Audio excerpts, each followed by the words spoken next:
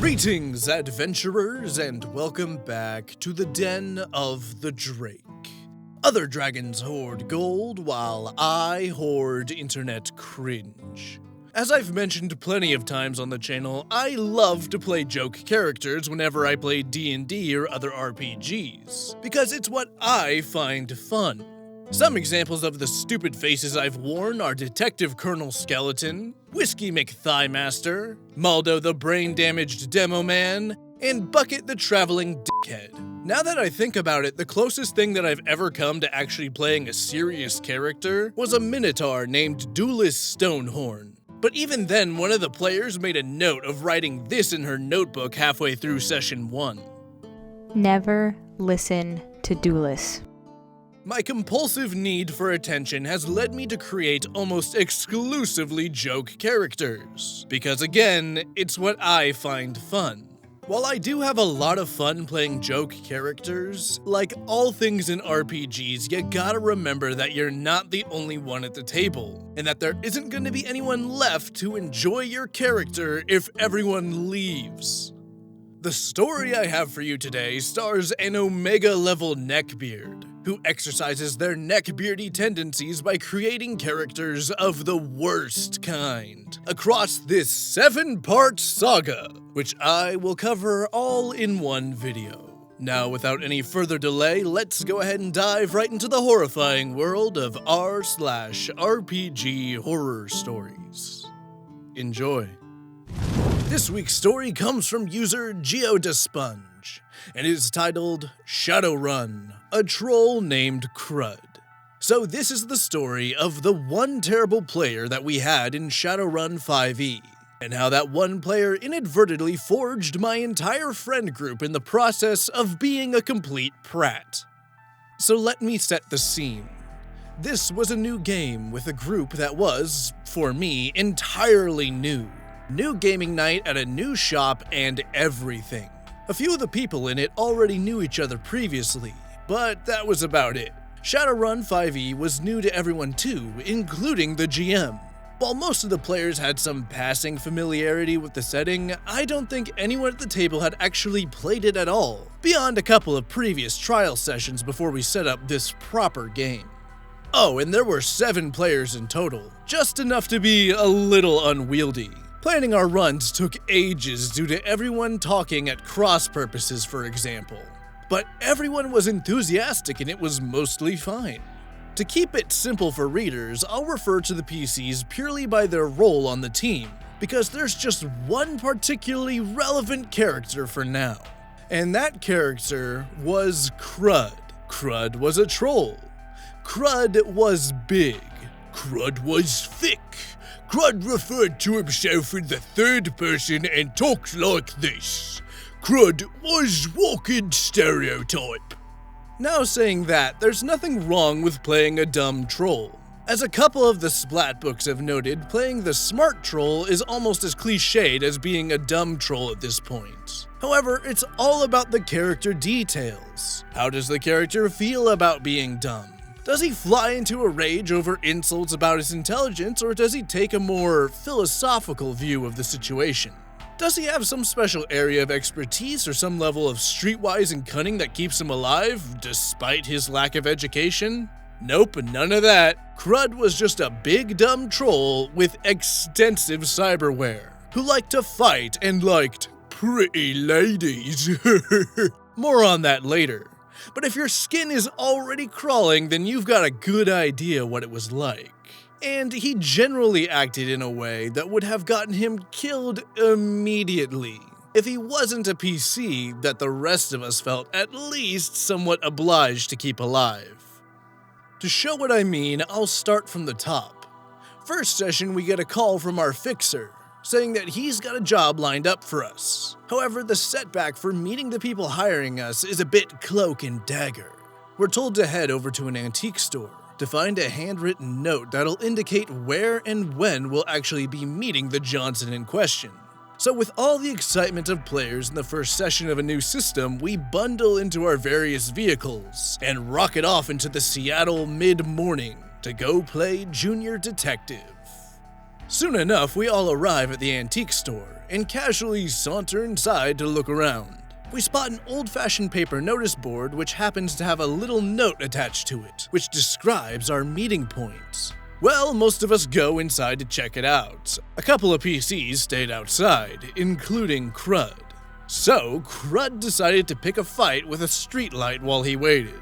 I should probably mention that Krud was not the most patient of people. I mean, his player definitely wasn't. Certainly not patient enough for a game that involves extensive planning like Shadowrun does. And it seemed like he used the fact that he was playing a big dumb troll to exaggerate his boredom and act upon it immediately. So we started to tear up a streetlight, and because he was a big cybered up troll, he was doing a pretty good job at it. This wasn't from an off-the-cuff remark either. There was a lot of talk of the player saying Krud was bored, or more accurately, him saying, "Krud bored," in character, and him trying to find something to do before settling on wrecking some infrastructure. Naturally, before long, this drew the attention of some knight-errant patrol officers, which resulted in all of us having to bundle into our vehicles again and head off to get dressed for the meeting with our Mr. Johnson, before the cops could call in some proper backup. I'm sorry, did I say we were all going to meet Mr. Johnson? Some of us were going to meet Mr. Johnson. One amongst us was going to be taken to a cyberpunk McDonald's to keep them quiet, and another amongst us was going to be playing babysitter at said McDonald's. Yes, our poor rigger drew the short straw, and her player still grumbles about it to this day, of having to literally take Krud to McDonald's, because we couldn't trust him to sit still, be quiet, and look menacing for one meeting. So he got to go to Cyber McDonald's instead. Look, it was either that or he got taken to a strip club to, quote, "watch the pretty ladies dance." It seemed like the best choice at the time. Also, you might be wondering, hey, GeoDespunge, wasn't it really weird and more than a little creepy for a character with a seemingly childlike intelligence to have a fully adult libido? Yes! Yes, it was. Okay, Krud is kept out of the way. The meeting with the Mr. Johnson goes well enough, and we have our mission. We're supposed to track down some freelance-ish scientist who was working for them who's suddenly and mysteriously gone silent. We are given his home address in a relatively upscale neighborhood, and we gear up to go look for clues.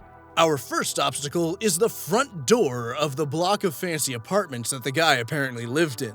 Now this is where my character, a dwarven technician, and the team's elven face, had that moment you get when you're playing a new RPG, and that one thing that your character is super amazing at comes up, and you just can't wait to see how great your dice pool is gonna be. Both of our characters had loads of points dumped into getting through electronic locks. A discussion followed between me and the Face's player, talking about who should assist who, how many bonuses we had from gear, and so on. We finally had our massive piles of dice sorted. We were gonna crack this door no problem, easily getting us inside without the alarm sounding. Easy as pie. That was when Krud decided he was bored again. He had been left in the van because stealth is not the forte of a troll with dermal plating. He walked straight up to the door that my technician and the Face were crouched either side of, and then just straight-armed it open without a word. Cue sirens, screaming, and the Face noping the f*** out of there. Seriously, his player would come to the next session with an entirely new character rolled up over this one incident. And that was our first session with Krud. And let me tell you, it kept going from there. I'll try to add more pieces to this story over time as the campaign did go on for a while. Fortunately, Krud was not there for all of it. Unfortunately, Krud's player did roll up another character afterwards, who was just as bad. So at this point, most people have heard of the Matt Mercer syndrome, but there's another phenomenon that isn't really talked about that I like to call the Grog syndrome. I want to preface this by saying that I wish Travis Willingham would come into my life and replace the dad that left me for a pack of cigarettes 2 decades ago. He is the face of D&D chads everywhere, and a prime example of why D&D was so accessible for a dumbass jock like me. So yeah, I would definitely kill a man to have a deadlift session with Mr. Willingham. However, I can't let that blind me to the fact that Grog syndrome is definitely a thing. Grog syndrome is what happens when someone makes a muscular, dumb character who loves alcohol and women, but doesn't bother giving them any other characteristics beyond that point. Trust me, there are a lot of these kind of characters out there. When you look back at the first campaign of Critical Role, most people's favorite characters are Grog and Scanlan. So it's no wonder that so many people try and fail to replicate what made these two characters so lovable. But here's the question. How do you avoid making a spotlight-hogging character that suffers from Grog syndrome? Well, it's actually pretty easy. You just have to watch Travis play Grog. XP to Level 3 has a great video on why Travis is a great role player. But there's one thing about the man that makes him a cut above the rest. Travis knows when to shut the f*** up. Grog has a lot of time in the spotlight, and none of it is stolen. If you watch Critical Role, take time to notice how much time Travis spends doing this. A lot of the time, he just sits and watches, letting other characters have fun moments, only ever injecting a dose of Grog when it's appropriate to do so. Basically, the key to playing a big, dumb idiot is to use your brain. But considering how there's 6 more parts of this story, I doubt that Krud is going to be doing that. A Troll Named Krud, Part 2. So in the previous post, which can be found here, I gave a rundown on our first Shadowrun session with Krud on our team. Now, while it was a pretty decent outline of how stupid the character often was, I realized that I did a pretty poor job explaining why this was a problem, beyond having to put up with a lodestone character. Basically, I didn't mention any of the problems with his actual player, and why the character was such a pain in the ass who detracted from the game for everyone else. So before going into this, I should mention that after the next session, the in-game events of the next several sessions are kind of a blur in my mind, as this was 2 or so years ago. Adding to that, my job was forcing me to turn up pretty late for most sessions, so I was missing a decent amount of activity, but with 7 PCs, people were okay to just get on without me. I have chatted with my other fellow players and the GM from the game though, to make absolutely sure that I'm not misremembering anything or exaggerating. They, if anything, reminded me how much worse it was than I previously thought. So rather than going through the dozen or so sessions that Krud was in, which would be a pretty tricky prospect, I'll just highlight the major problems with Krud as a character and Krud's player. So, most importantly as to why Krud didn't work as a character, he never tried to rein in his impulses as Krud, and he couldn't accept the consequences for them. The question that came up again and again for the rest of our characters was, why are we working with this guy? He would interrupt planning sessions and derail said plans once they were put in place. The tone of his actions in the first session kept going throughout his entire time in the campaign, generally wandering off or causing trouble whenever he was bored, which he frequently was. Just as an example, one time we found a clue to our next objective that was an address. Nothing more. We had plenty of reason to assume that this place was a trap, or at least heavily guarded by people who were keeping an eye out for us. Heading back to our base of operations, our Decker and Technomancer hopped into the Matrix to start researching the location, hacking into the hosts where necessary to get more private details. With that info, our group started to come up with a plan. Krud, meanwhile, just entered the address into his comlink and set off before any of this happened, following his AR guide to the place where everyone else told him that it was a bad idea, when we hadn't even looked up what the place was. Nothing wrong with a bit of recon on the ground, but he refused to wait for Google to ping up a result, or even to wait until someone was willing to give him a ride. We ended up having to get the Technomancer to hack his comlink to steer him back to us. Then there was the way he would throw his weight around both in and out of character, generally bullying and boasting about Krud's prowess in that annoying way that people do, where they're boasting about the thing that their character is supposed to be good at, i.e. combat. He would generally belittle other characters for not being able to handle combat encounters like he could. He would generally belittle other characters for not being able to handle combat encounters like he could, when he was the street samurai, and therefore the entire point was that he was good at combat.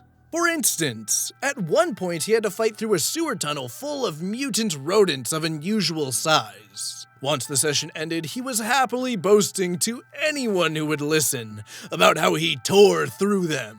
In my case, he even demanded to know what my non-combat focused character would have done in his place. I don't know, probably thrown a grenade, was my response. From then on, whenever things would get heated between our characters, he would mention how easily he would win in a fight against my dwarven technician. I would generally respond in kind, but I knew that I would have no chance in a straight fight. It really does not feel good to have it lorded over you how easily a PC could kill you if he felt like it. Similarly, he would sulk whenever another PC stole a kill from him, and generally would show no respect to other characters' stuff. All the PCs shared a single base of operations, which happened to be a vehicle shop that my dwarven technician owned. Krud had a habit of making exceedingly gory trophies and dotting them around the place, dragging them up the stairs and knocking shelves clean to put them on. You know, that kind of thing. When he was confronted about this behavior, the player just gave some broad grin like he always did when Krud was called out for his dumb shit, as if our annoyance made the joke even funnier. Also, Krud's intelligence fluctuated with his player's mood. When he was happy with the way things were going, he was constantly doing ridiculous things that were sure to cause trouble, like the incidents I described in part 1. But when things were going badly, especially whenever he was annoyed with other PCs in character or out of character, Krud would suddenly have a spike in intelligence in order to be as vindictive as possible. An example of this was his use of comlinks. It was repeatedly stated by his player that Krud wasn't smart enough to work a comlink. He needed to help the team's Technomancer, who had foolishly signed up to share a backstory with him in order to really do anything with it. However, when the player became annoyed with the Technomancer due to her trying to take advantage of Krud's stupidity to test a persona fix on him, suddenly Krud was more than capable to block all calls from the Technomancer in order to sulk on his own, despite the fact that it wasn't even clear if Krud knew in character what had been attempted against him. He would also expect to get away with behavior that would get any other Shadowrunner gunned down on the spot by his teammates, on the basis that he was stupid. The best example I can think of was when we had basically just fucked up a run, and were left with nothing but a consolation prize of a cred stick with 15,000 Nguyen on it. Having just had the Mr. Johnson hang up on us for our screw-up, Krud immediately lunged for the cred stick and snatched it up, grinning stupidly as he held the cred stick tightly, insisting that he wanted the shiny. He had to be cajoled into giving it back by the Technomancer, while the rest of the party was slowly reaching for their guns because someone had just snatched their payday. The absolute worst part, though, was how he creeped out several other players. The "pretty lady" comments that I mentioned last time uncomfortably led to real-life weirdness. In particular, the Technomancer who I mentioned before. She had been shackled with him back during character creation when they were creating a shared background. At the time, she hadn't realized what a pain he was gonna be, nor did he realize how creepy he would be about it. Basically, in character, Krud would refer to the Technomancer as "pretty lady," and out of character, he'd kind of follow suit. even though she was clearly really uncomfortable with it. He had to be told repeatedly by the GM to knock that shit off, and it only had a small impact on him. He was still acting like this, although marginally better with his next character. Strangely enough, Krud never expressed any attraction to female characters who were played by guys. Funny how that works. And finally, since people will still be wondering after that last point, I should mention the GM. Basically, throughout all of this, the GM was repeatedly and explicitly telling him to stop antagonizing the group. Krud's player never accepted this, at least not without sulking significantly. The GM has since told me that at one point in a Skype chat, Krud's player even said that he had no idea why the GM was picking on him so much, given that he was the best role player in the group.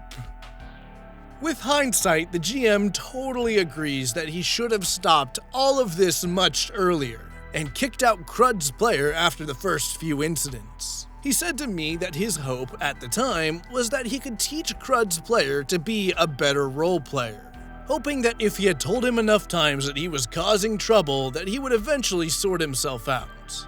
That never happened, unfortunately.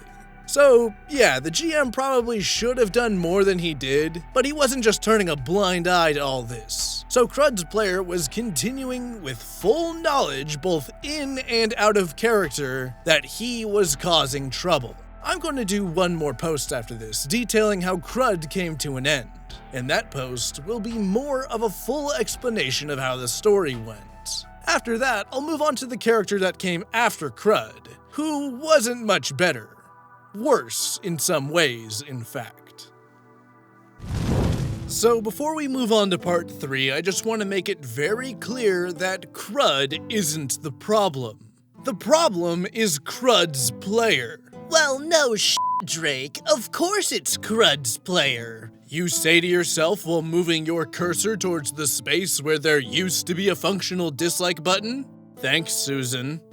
What I mean is that a big dumb wall of meat isn't inherently a recipe for a bad character. People have gotten it into their brains that it's the archetype of character that causes problem players, and not the problem players themselves. There is nothing wrong with an edgy rogue, dumb barbarian, or horny bard. The problem only arises when your edgy rogue is only edgy, or your horny bard is only horny, and so on and so forth.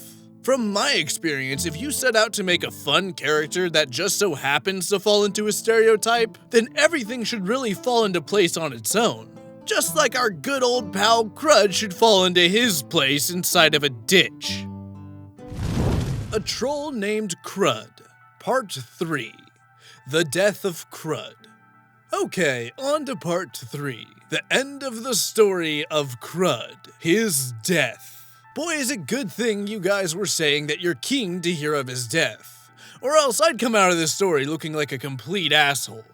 So to recap quickly, the player was talked to repeatedly in and out of character about his behavior, and was warned that he was heading for trouble because of it. The degree that our characters were putting up with him was straining credibility. And out of character, everyone wanted him out of the way too. We'd gone through all reasonable forms of conflict resolution short of just kicking him from the group. But for some reason, there was a small glimmer of hope that if he realized the consequences to playing the way he was, that he might snap out of it. So, an in-character response it was then. Still, I know, PvP bad, talking like an adult good. But you probably didn't come to this subreddit for problems being solved in a concise and mature manner. So let's get on with it. So we start near the end of the session preceding Krud's death. Our group had just been involved in a run that had gone, if not bad, then at least very messy. There had been explosions, shooting, and a Go gang riding in to save the day and hurl firebombs at everything. So, in response to that, we were stuck in the Barrens, hiding out in a derelict building until the heat died down at least enough to drive home. In the meantiming, the Technomancer, named Daedalus, who as our nominal leader was chewing us all up for not taking things seriously. Everyone was taking this pretty seriously, apart from Krud, who left the building to go hunt giant mutant rats because he was bored. Because of course he did. Things continued in this vein for a while, with some pretty great role-playing going on while Krud was away. Things eventually died down, with basically everyone bedding down at the end of the session to spend the night, before eventually driving back in the morning. Cue the reappearance of Krud. Krud's little hunting expedition had been quite successful. He had found several devil rats and had slain them in between our role-playing, and he had taken the skull of the biggest one as a trophy. Well, I say skull, obviously hadn't had time to clean all the flesh and gore off it, so what he actually had was the upper half of a giant rat's head. He turned to my dwarven technician, who went by the name of Buzzsaw, with a big dumb grin on his face both in and out of game. Everyone could see what was coming. Buzzsaw looked at Krud and flatly said, "If you put that thing on my head, I will kill you." But, as was a classic Krud move, he thought that this anger was just gonna make the joke even funnier. And so he went ahead and planted the gory, bloody, disease-ridden rat head right down on top of Buzzsaw's head. And there the session ended.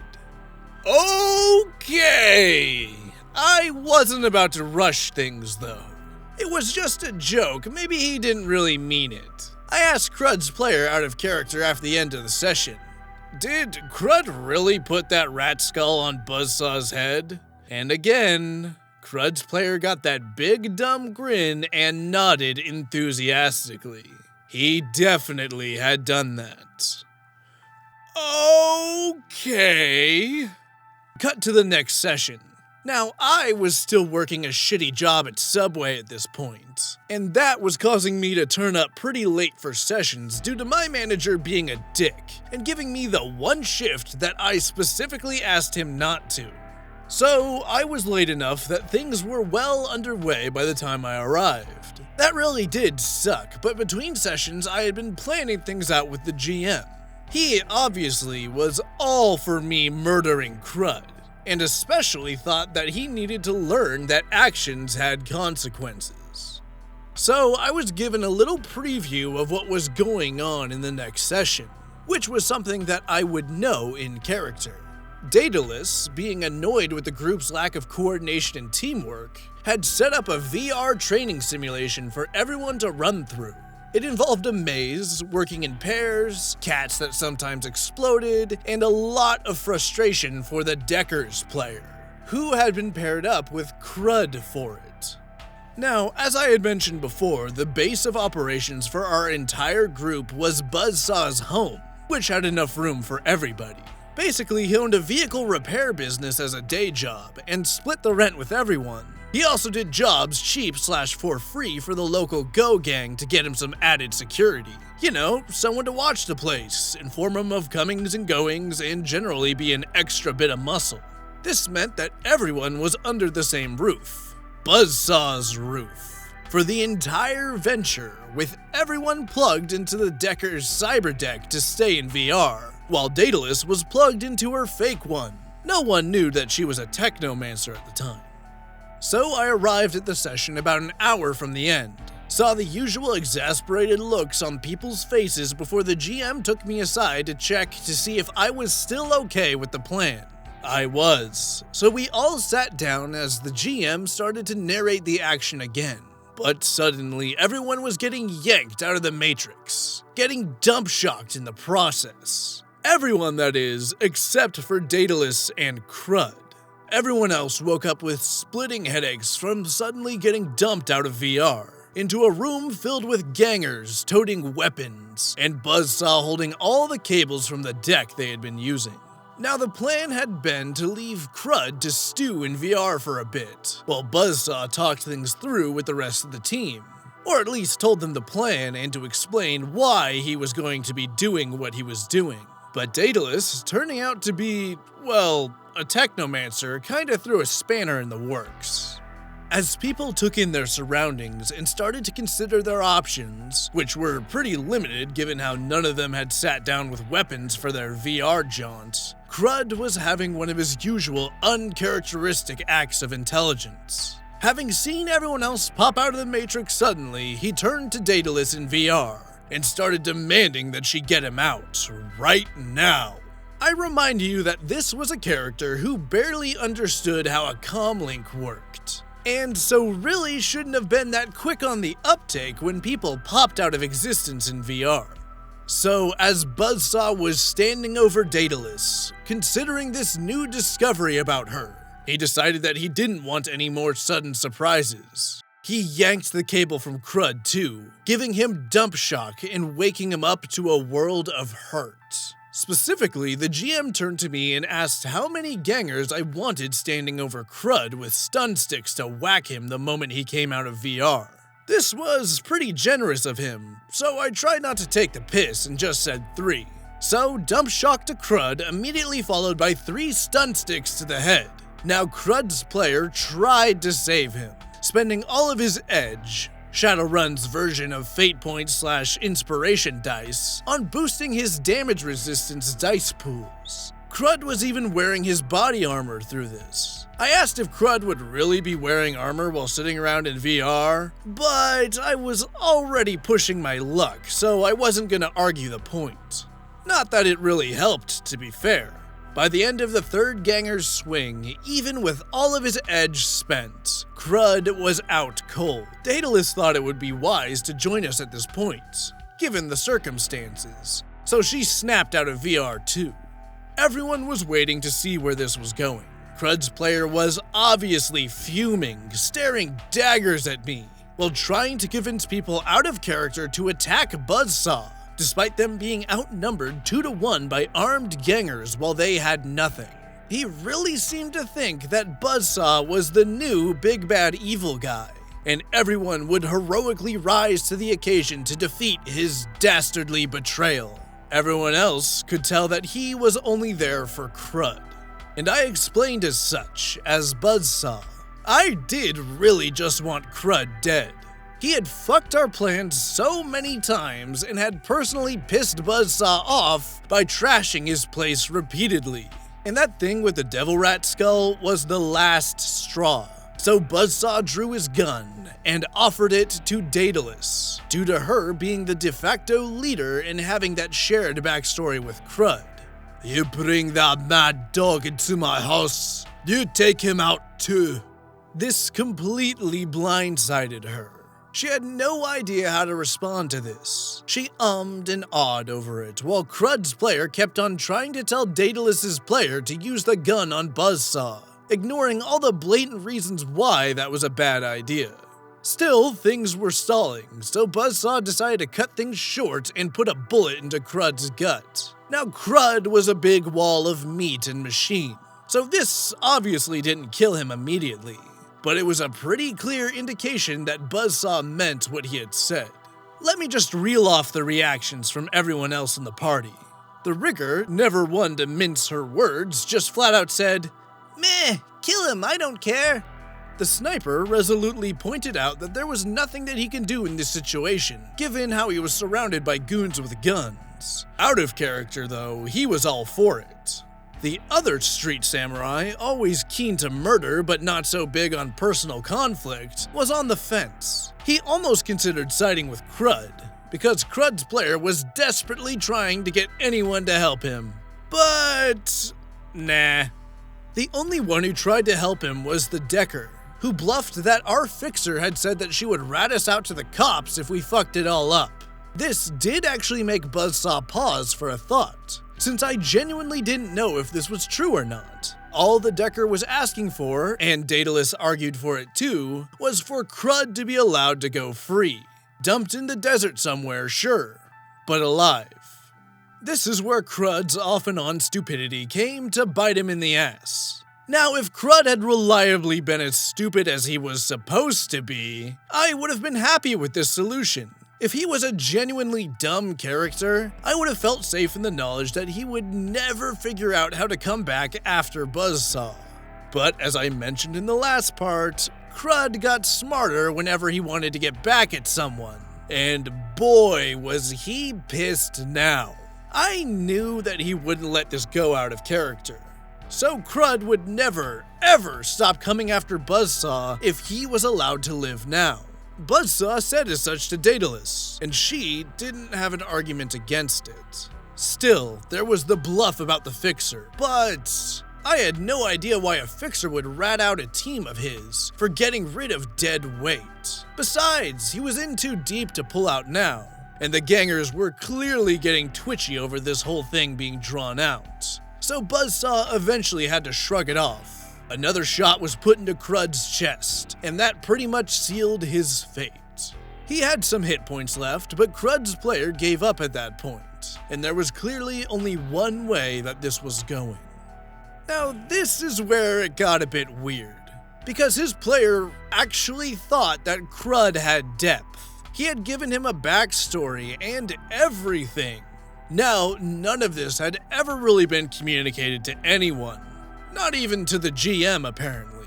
But now we were all going to be told about it, in between sulkily starting to rip up his character sheets, and okay, I will admit, this is the point where I realized, oh, PvP is kind of a bad idea, even if you think it'll be super funny and cool.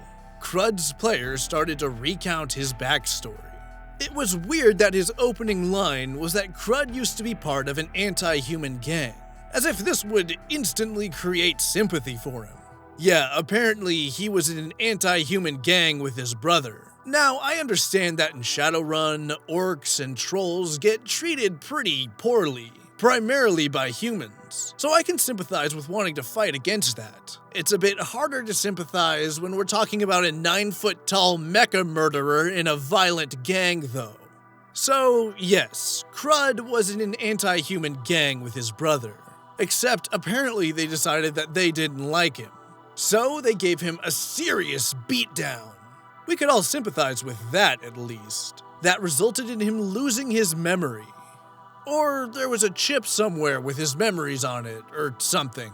Look, they kicked him out of the gang, beat the tar out of him, and took his memories somehow. And that was the state that Daedalus found him in their shared background. We were all feeling pretty awkward about it at this point, wondering if this was worth the trouble that it was clearly causing. Regardless of Krud's stupidity or his backstory or whatever, the guy was pretty upset about it.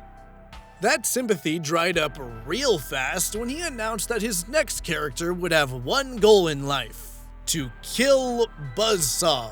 Cue me and the GM both saying in perfect sync, "Why?" The session wrapped up soon after that.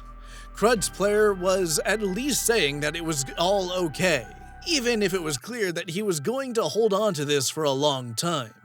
And he did. At least that got us out of the awkward, have we caused a serious issue territory. He was even going to roll up a new character to join us next session. And oh boy, what a new character. Krud was bad, but at least he was bad in a way where it was actually necessary to explain what the problems were. I won't spoil too much, because I'm going to keep going with this story. But I will say, physically mature but total amnesiac girl with great magical ability, but no understanding of social concepts such as, what kissing is. Oh yeah. If you thought the creep train ended with Krud, then I'm sorry to say that is not the case. So when I made that little remark about Krud ending up in a ditch, I had no idea that it would end up being a prophetic statement. Look, Krud is a creep, but OP said it best himself. PvP bad, talking like an adult good. OP definitely made the wrong play here in my opinion. Again, I'm not saying that Krud didn't deserve it, and I can't 100% tell you with certainty that I wouldn't want to do the same thing. But it's a pretty awkward situation to put the rest of the party in. The GM isn't exactly guiltless here either, let's be honest. Look, I get that Krud hasn't been receptive to any kind of reprimanding. But in what world would killing Krud in such a cheap way ever result in anything other than just building resentment in an already spiteful and dickish player? Every action has an equal and opposite reaction. And it sounds like Krud's reaction is doubling down on being a fucking creep. So, at least we get to watch a Neckbeard go nuclear cringe in response to OP's hubris. A Troll Named Krud, Part 4. No Longer Krud. Okay, so where we last left off was with Krud being dead, but his players still being in the group. However, I did find out that Krud wasn't good for nothing. It turned out he was good for about 20,000 new yen if you sold all of his cyberware secondhand. Yeah, the GM gave me a decent windfall from his carcass, but we didn't mention it to Krud's player at the table because that seemed a bit crass. Basically, no one wanted to kick off another argument. We all just wanted to move past it and have him build a new character, maybe learning not to piss off the group this time. So this new character got introduced through a mission which our fixer had lined up for us. Basically, we were to go to a secure facility, find this elven mage and break him out. Then we would get paid for both doing that and given a small stipend to keep an eye on the mage and keep him safe. We weren't being paid to ask questions, so no, we didn't pry at why they were willing to pay a bunch of shadow runners on a monthly basis just to look after a mage. It was when we figured out that this was going to be Krud's new character that we realized that we were being bribed to put up with the players' shit. So we hit the facility, reached the giant test tube that the young elven mage was being kept in, flushed her out, and that is when we met Child, possibly with an E on the end. As I described at the end of my last post, Child was your archetypical super knowledgeable, allegedly super powerful, but totally naive, sexy waifu mage. Apparently, she had been having the contents of the Matrix poured into her head, which is how she knew anything. But somehow, that didn't include any knowledge about proper social interaction or etiquette, which was just the player's excuse to generally be weird about stuff. This got him off the hook of not having to act like a real person, with a real existence within the world. It also led to him saying that the GM could come up with a cool secret backstory for Child due to her amnesia. The GM basically told him that there was no way that was gonna happen, with how much planning he already has on his plate. Anyway, one of the first stunts that he pulled as Child was the whole thing about claiming that Child wouldn't understand what kissing was. He basically turned to Daedalus, the female technomancer with a female player who, as Krud, he had also pestered and generally creeped out, and suggested that Child wouldn't know what kissing was, but might do it to Daedalus when she got overexcited, and would then realize how nice it could be. This was immediately shut down by both Daedalus and the GM. Hard. But hey, at least he asked out of character rather than just leaping into it this time. So, yeah, now we were stuck with this childish little mage, who generally acted with annoying doe-eyed innocence towards everything.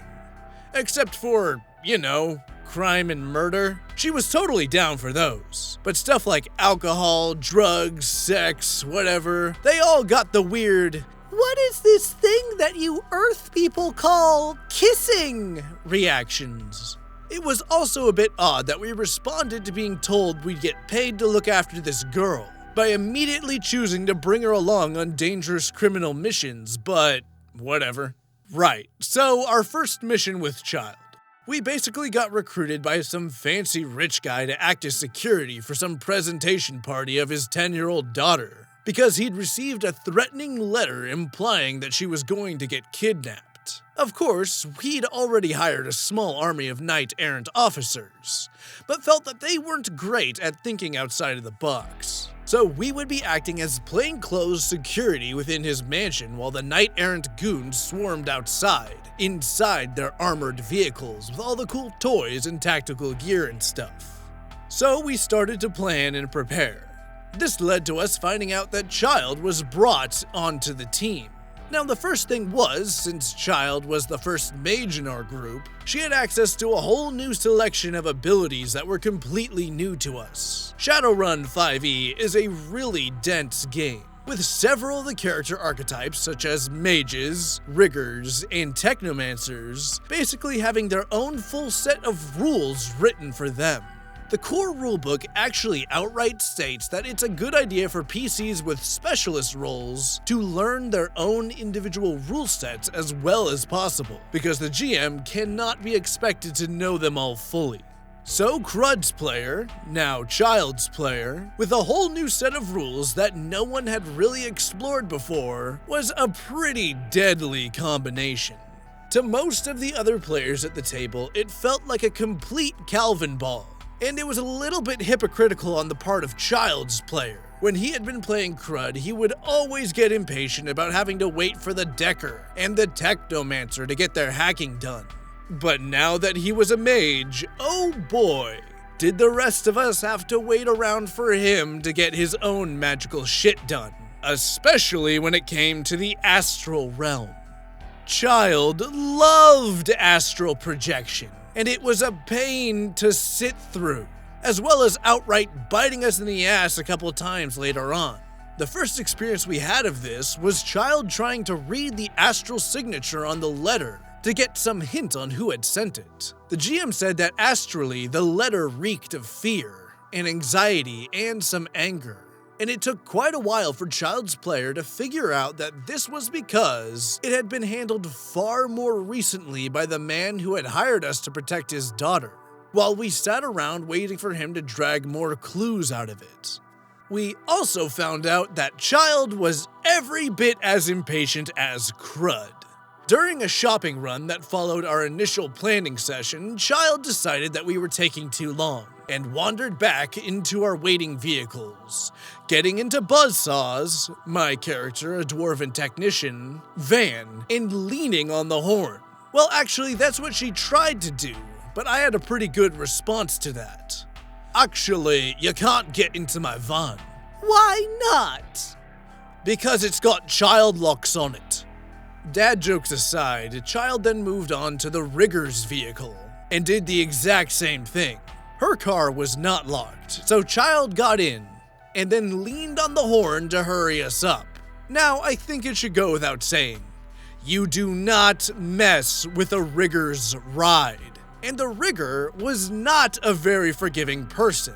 Thus, the vehicle very suddenly lurched a meter forward at the rigger's command, causing Child to smack her face into the dashboard.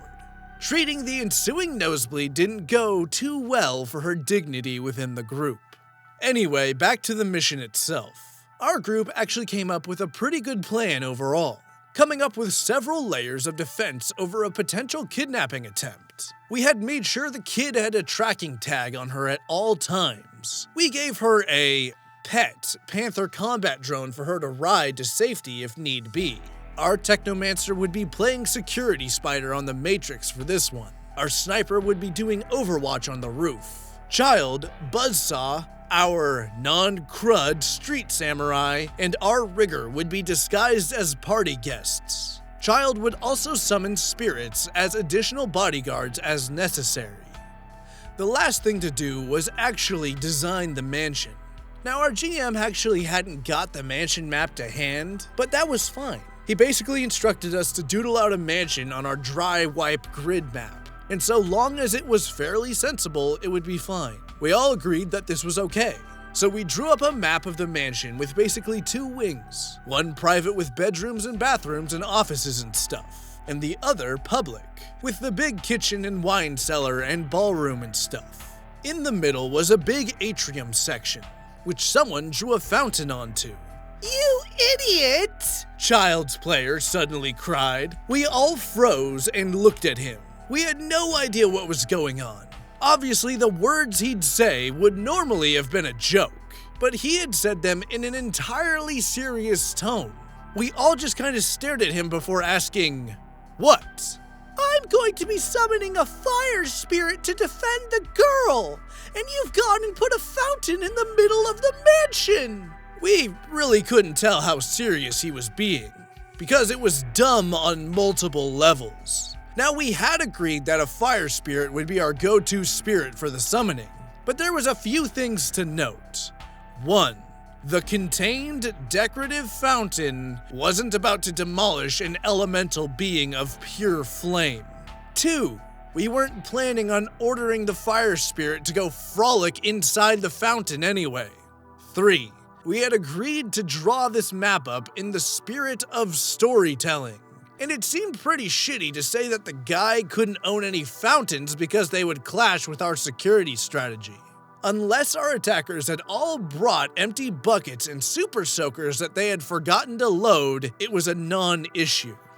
But after getting over that last awkward, weird, uncomfortable hurdle and setting our final preparations in place, we were ready for the big night ahead.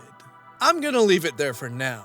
Sorry if it feels messy and or self-important to only name my character and 2 others, but I want to keep the word soup to a minimum by sticking to people's roles when possible. Next time you'll get to hear about the one golden rule we made as a part of our plan, how we repeatedly stated that one golden rule, and how Child completely ignored said golden rule, and then sulked about the plan continuing without her. Krud is really starting to make my skin crawl. People who make characters like this are just gross, foul beyond words. Like, the character by themselves isn't a horrible idea.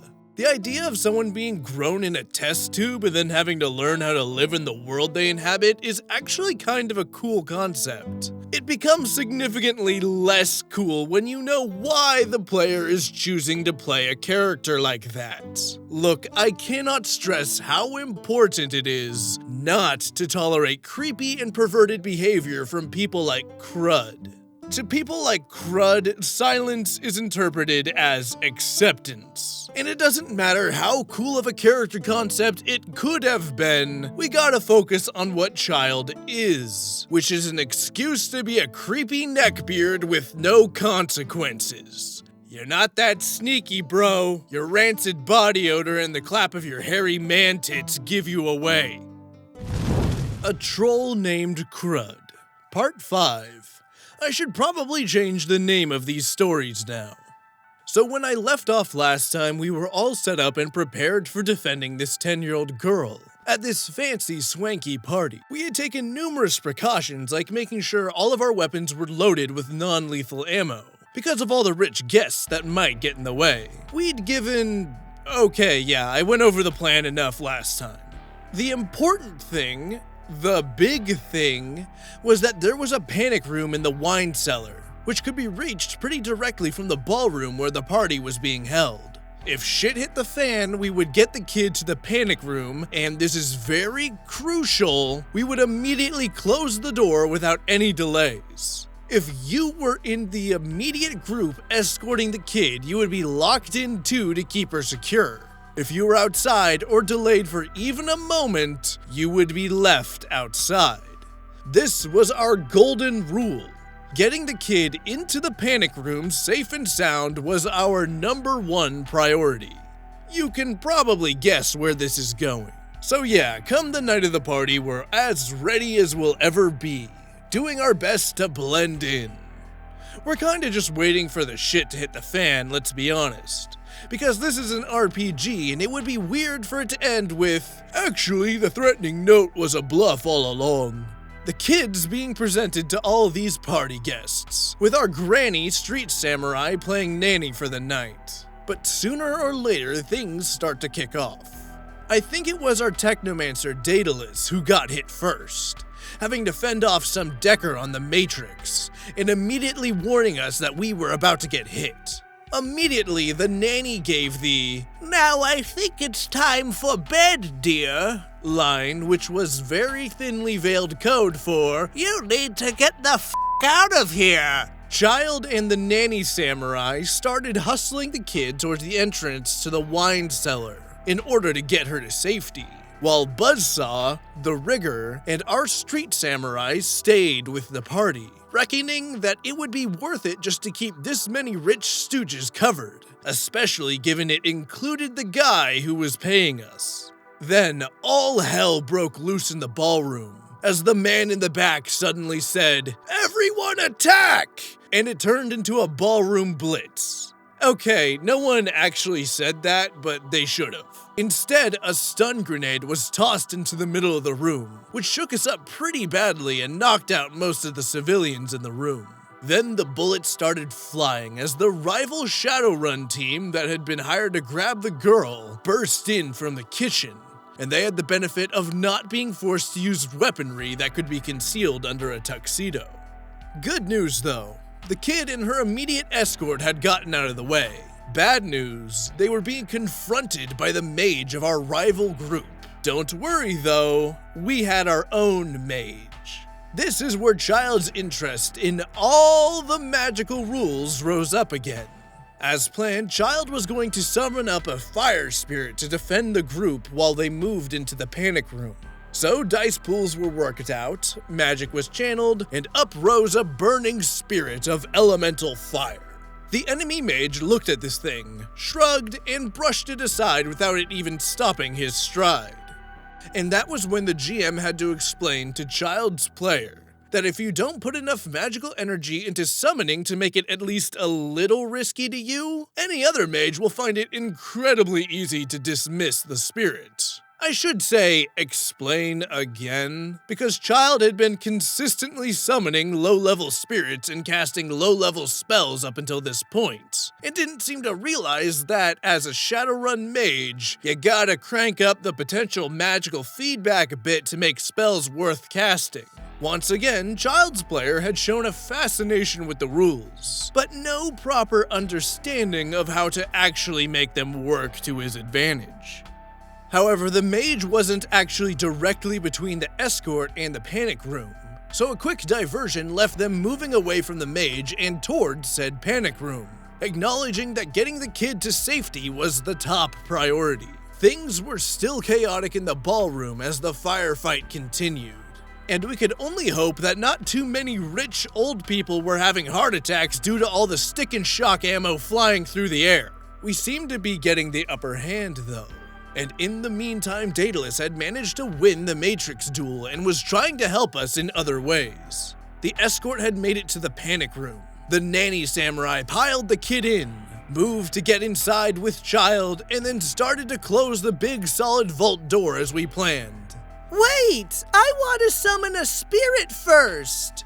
A sigh went up from the rest of the table, as Child was trying to summon a spirit before entering the panic room, despite the fact that this was directly against the one rule that we had set in stone. Still, it was in the hands of our nanny samurai as the only other PC present. You do that, but I'm going to lock you outside if you are. No, but I can just summon it quickly and then nip inside. At this point, we had to clarify to the GM that the conversation was definitely out of character. Because in character, the nanny samurai wasn't about to risk someone turning the corner and hurling a stun grenade or stun spell through the open doorway, and was going to close the door immediately. But the debate continued. We agreed that closing the door immediately was the main priority, so there's 3 ways that this is happening. Either you're inside the panic room, in which I'm locking you in with us, or you're outside the panic room, in which you're getting locked out, or you're standing in the doorway, in which you caused the street samurai closing a vault door on you. You don't want that. Actually, I'm kinda summarizing the thrust of the argument here, not quoting verbatim. The actual argument went on for much longer, and started getting into awkward discussions about how long summoning would take versus the nanny samurai just closing the door. What order things would happen in? Would she actually close the door immediately, or at least wait a couple of seconds, and so on? It ended with a GM compromise of, okay, fine, child can summon the spirit and then get inside the panic room before it's closed, because we can see out of character that it's not going to make much of a difference and you keep whining about it. We were mopping things up in the ballroom/kitchen, but still left the mage. Fortunately, Daedalus was coming up from behind him. Unfortunately, there's not much that a technomancer can do to a mage, as they carry bugger all hackable equipment. Fortunately, she still had her gun. She pulled out her Ares Viper silver gun from a balcony overlooking where the mage was standing, rolled one of the sweetest results I've ever seen from a Shadowrun dice pool, and painted the mage's head across the wall from behind. Which kinda ticked Child's player off, as they were denied their great showdown with one mage to another. Still, the mission was completed and the kid was safe. Now we had the remnants of the Shadowrun team to interrogate, as the guy who had hired us to protect his daughter was offering big new yen for finding out who was responsible for all of this. Next time we will be moving towards the finale, which means more tension, which means more role-playing of Child, which means more attempt by her to be assertive while also talking out of her ass. Also, Child has the most anime reaction to getting harmed by magic ever, and breaks her nose on another dashboard. You know, hearing all this talk about magic spirits blending with guns and technology in order to plan heists has really got me interested in the world of Shadowrun. You all know me, I'm both stupid and a zoomer, so of course I've only ever played 5th edition Dungeons & Dragons. As much as I love D&D 5e, I'm actually pretty disappointed with how it's found a way to simultaneously overshadow literally every other RPG on the planet. Call of Cthulhu, Pathfinder, Vampire the Masquerade, Shadowrun, Blades in the Dark, and even a Fallout RPG. All of these are game systems that I never would have learned existed if I didn't make a YouTube channel about it. Now, don't get me wrong, I'm definitely not faulting Wizards of the Coast for the success of their own brand. But at the same time, I find myself pretty disheartened that I'm gonna have to do some serious digging if I want to find anyone to play Shadowrun with. Especially since I refuse to play with anyone like Krud. Listen, my standards are pretty f***ing low, but they're not that low. A Troll Named Krud, Part 6, when the mage takes character tips from harem anime. So at the end of the last part of the story, we had successfully defended the kid that we had been hired to protect, and her father was now offering big Nguyen to follow up on it and to track down whoever had ordered the attack in the first place. Fortunately, we had a few members of the rival Shadowrunner team alive and well, and we were able to extract some of the details from them. Naturally, this being Shadowrun, they didn't know much more than we did. They knew that if they nabbed the kid, they would have to message a specific comlink number and then come to the meeting point that they would be sent in response. So we did that, taking one of their comlinks and firing off a message, and we attached a photo of the kid in the back of one of their vehicles to make it more believable. Eventually, we got sent a time and a place. In the middle of the woods outside of town, fairly late at night. Seems legit.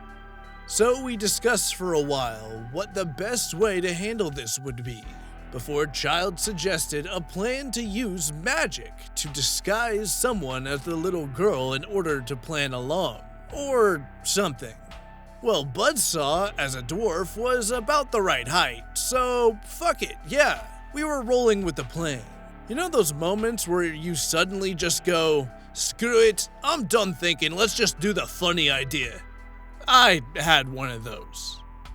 So we arrive at the woodland meeting point, with the group's sniper covering us from a cliff a good way away, and the granny samurai not being present out of character and therefore not coming along in character.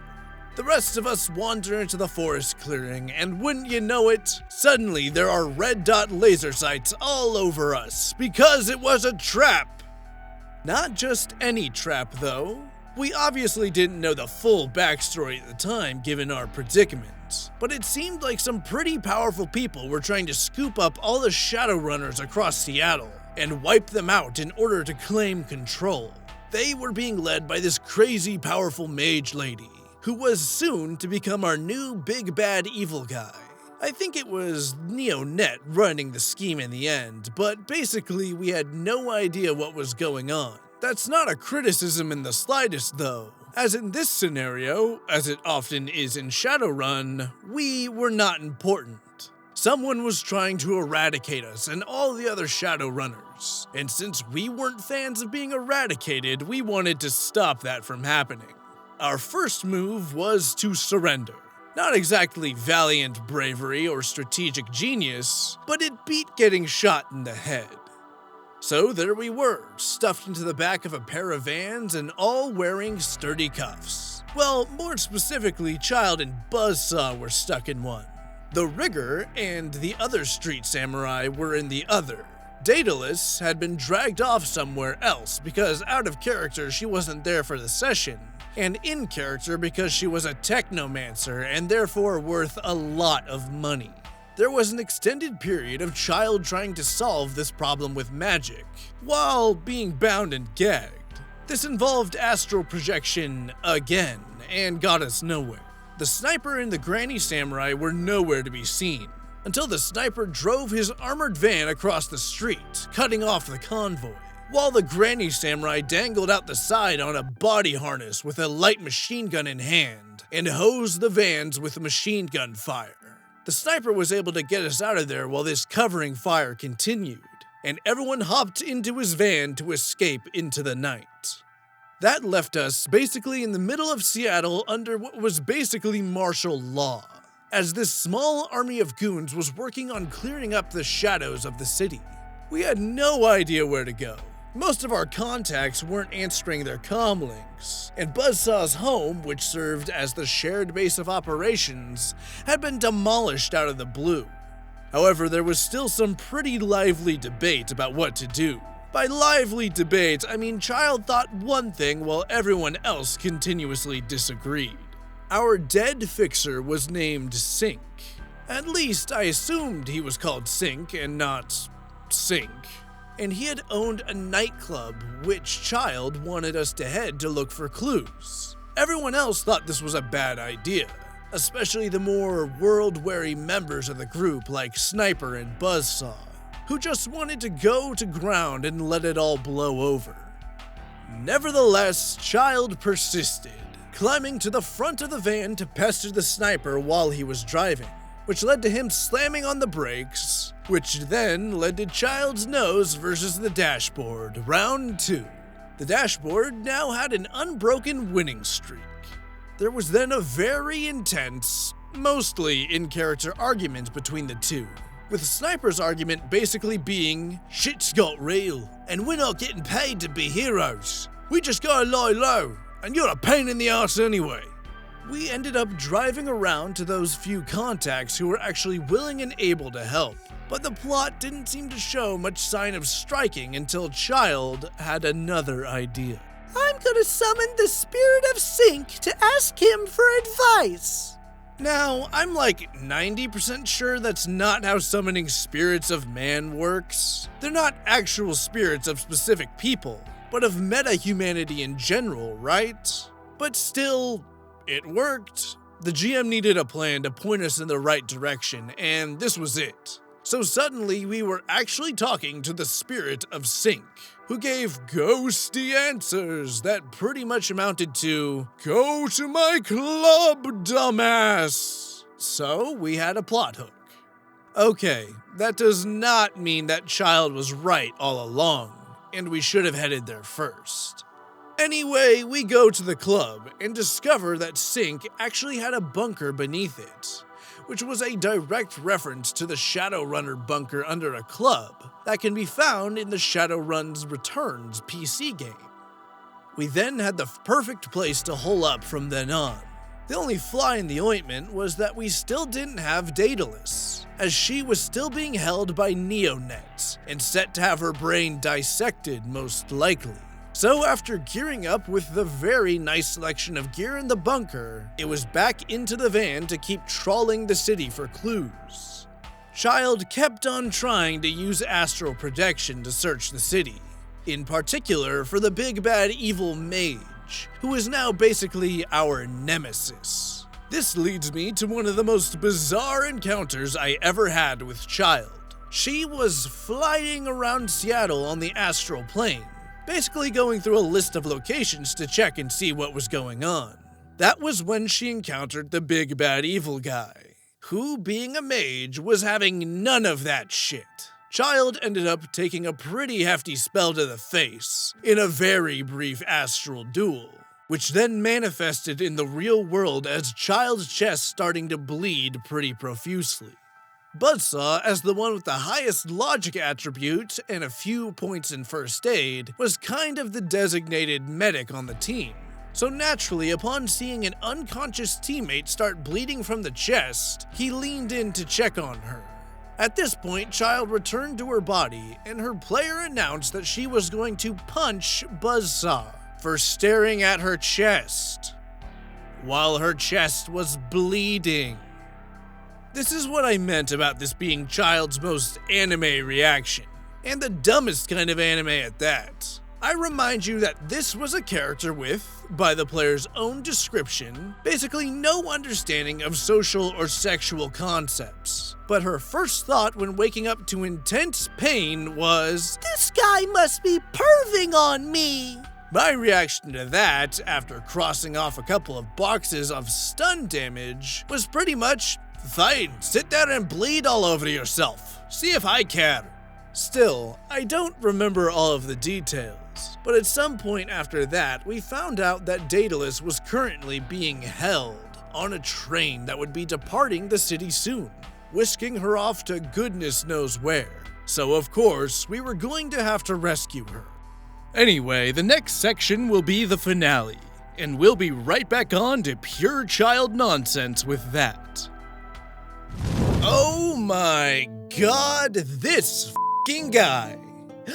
Quit perving on my hot elven waifu. This little exchange tells me one of two things. Either Krud has literally zero self-awareness, or more likely, Krud knows exactly what he's doing. This guy is going out of his way to shove his weird sex pest activities into any encounter he can. And if he can be the center of attention at the same time, well, even better. I could understand how some people could interpret this as just a dumb joke lifted from an anime, which, let's be real, it was only a matter of time before the anime started showing up. But looking back at Krud's track record, I'm not entirely convinced. Now, I'm not gonna pretend like I wouldn't also be giving Krud the benefit of the doubt this long. Believe it or not, but I actually hate confrontation. But I think we can all agree that Krud should have been long gone by this point. There are just some scenarios where confrontation is inevitable. Well, we've heard the rise of Krud the Neckbeard, and what is a rise without a good fall? At least, that's what I hope we're gonna see in Part 7. I mean, the title of our little finale certainly gives me hope. A Troll Named Krud, Part 7. The finale for everyone, but especially Child. Alright everyone, it's finale time. Everyone prepared for the end of the story where Child kills herself in the most spectacularly ineffectual and unnecessary way possible? Okay, so when I left off, we had just discovered that Daedalus was being held on a train at a nearby station, drugged into a coma, and all prepared to be shuttled off into some other location to be vivisected. So practically the entire session was just a big combat encounter of us crashing the joint to rescue her. Child's player couldn't actually make it to the game, so it actually went pretty smoothly. Very smoothly, in fact, with a lot of crash, bang, boom action that wasn't being brought to a grinding halt every time it reached his turn and he had to ask how spells worked again. The important thing, though, is that we did manage to rescue Daedalus, but our sniper kicked the bucket at the end of the session, due to him taking out the big troll henchman by running up to him and doing a Gridian touchdown with a high explosive missile.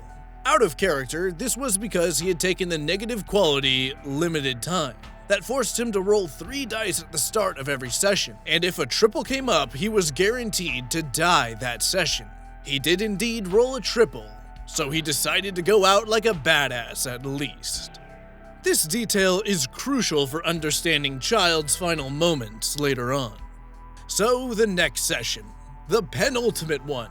Child's player was back now, and there we were, the gang all back together in the bunker under our former Fixers Club. Well, apart from the sniper, who was smeared across a train station platform somewhere. Oh, and the rigger, who had gotten mysteriously pissed off about the whole affair and had just left, but not before telling the rest of us to shove it for letting the sniper die. Basically, good, solid, in-character drama and role-playing done by everyone. That left 5 of us. Daedalus, Buzzsaw, Child, and our 2 street samurais, all bundled up in a bunker, and considering our next move. Oh, and there was some serious drama of Daedalus assuming that Buzzsaw had sold her out as a technomancer, but yeah. We were left sitting there trying to decide what our next move would be. Now, as Buzzsaw, I still thought that our best move was to let everything blow over, especially now that we had this sweet bunker to hole up in.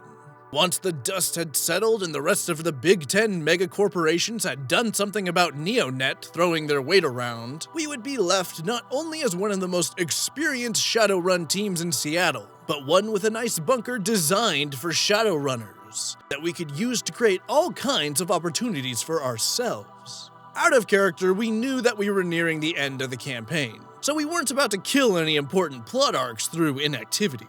Simply put, good times were ahead of us, so long as we kept our heads down. That was when Child decided to sit down in the corner of the bunker and go astral projecting again, without telling anyone. Now, one of the things about astral projection in Shadowrun, at least how we were playing it, is that if someone fights you in the astral plane, it's a contest to find where their body is in the real world. Of course, you can't really do anything about that while you're astral yourself, but if you need to know where someone is, it's pretty handy. So, astral projecting while you're sitting around in the super secret bunker that we absolutely must not let the bad guys, especially the BBEG mage, know about is a bad idea. Speaking of which, Child ran into the BBEG mage while in the astral realm, on account of how she had made a beeline for the BBEG headquarters, and then returned to her body the moment she encountered that scary mage. Next thing we know, Child was suddenly gasping into consciousness again, inside the bunker, and telling us that we all needed to leave immediately. And there was much facepalming as the session ended there. That brought us to the final session, as the GM had announced it to be.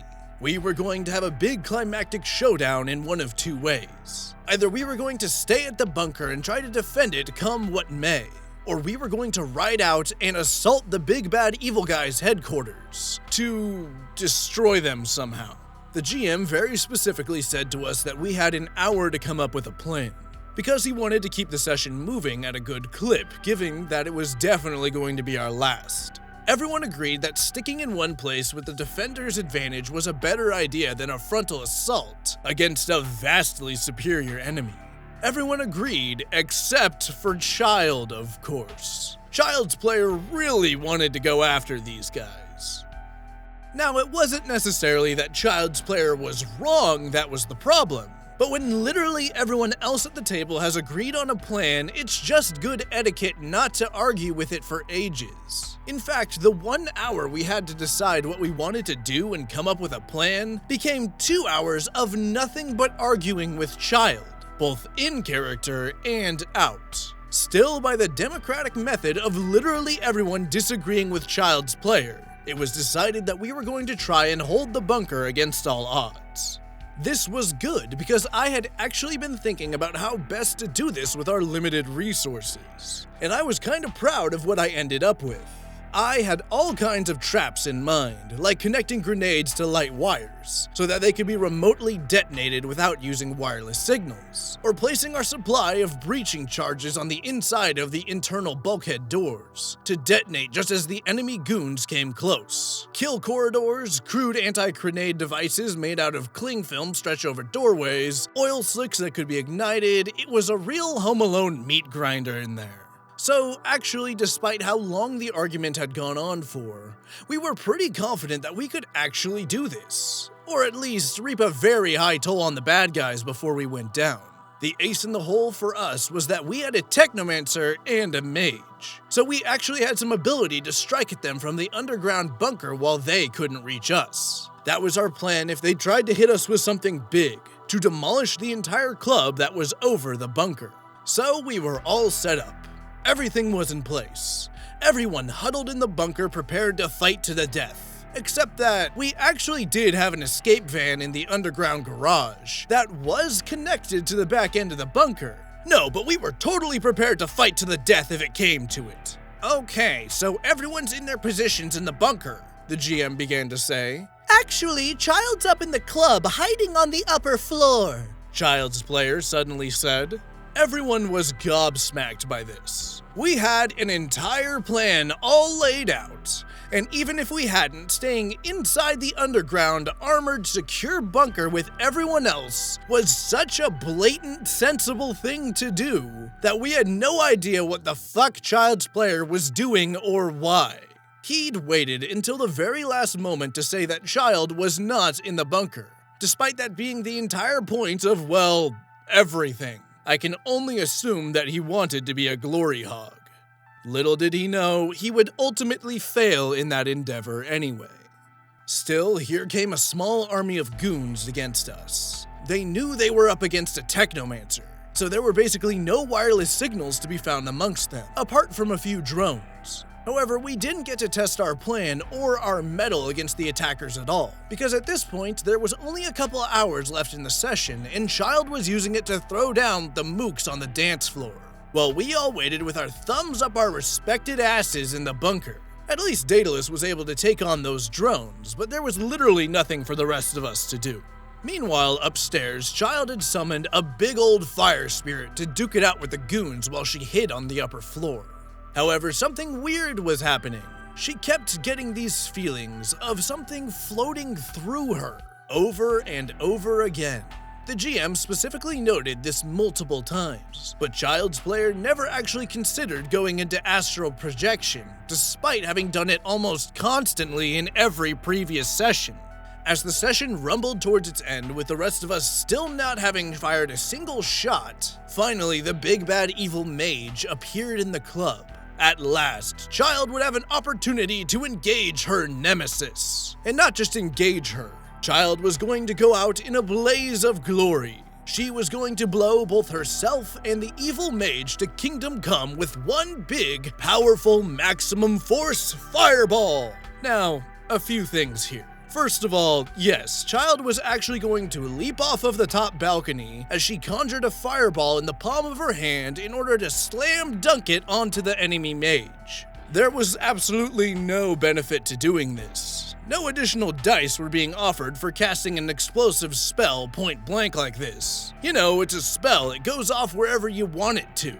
And it's an explosive one at that, so you really can't miss with it. Second of all, the magical feedback from applying that amount of force to a fireball spell was liable to kill her anyway.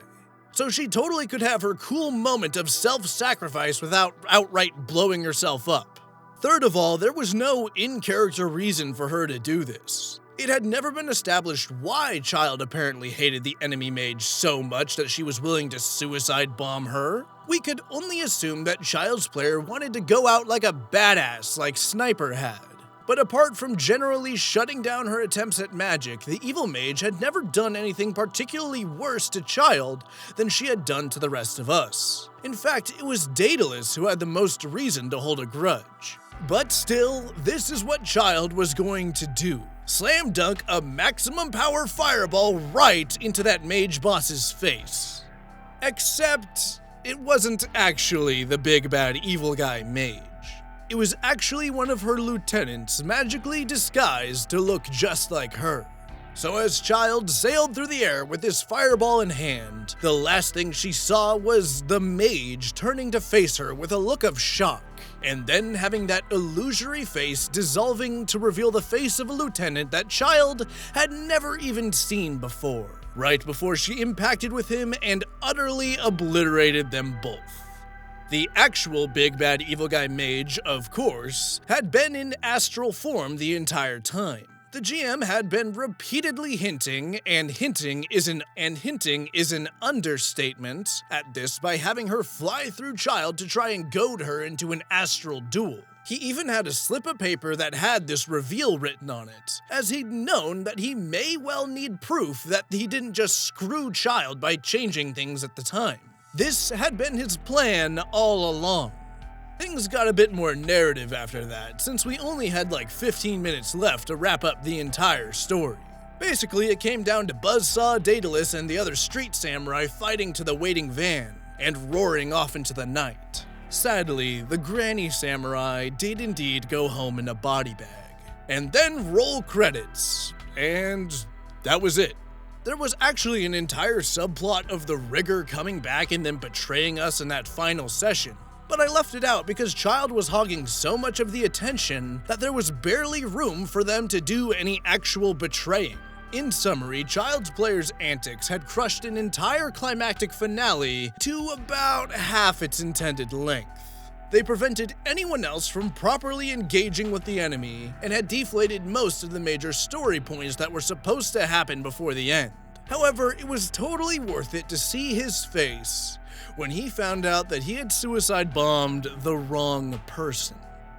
But hey, at least Shadowrun had ended with both of his characters dead, and we never played with him again. End of story.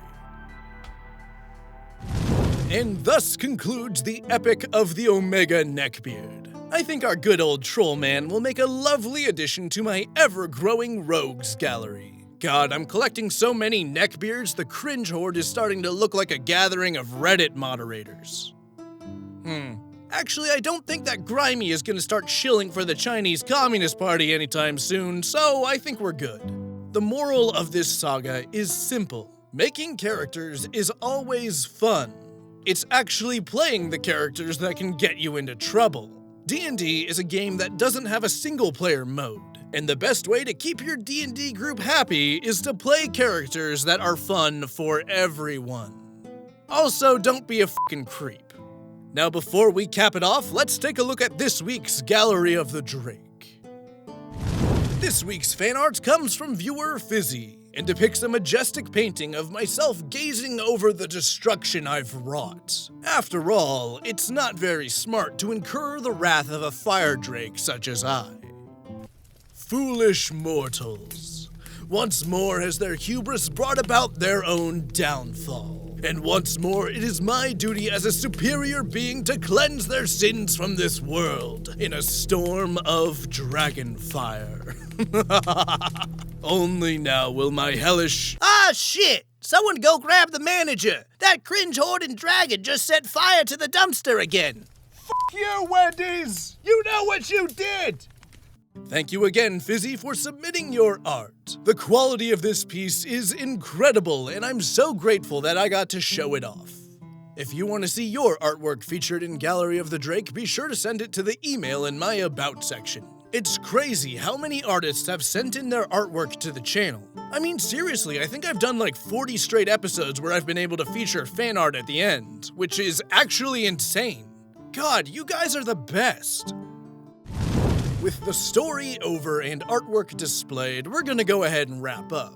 If you enjoyed the video, be sure to like, comment, and subscribe. And if you feel like supporting the channel further, you can find the link to my Patreon in the description. I would like to thank you all for listening, and I hope to see you next time in the Den of the Drake.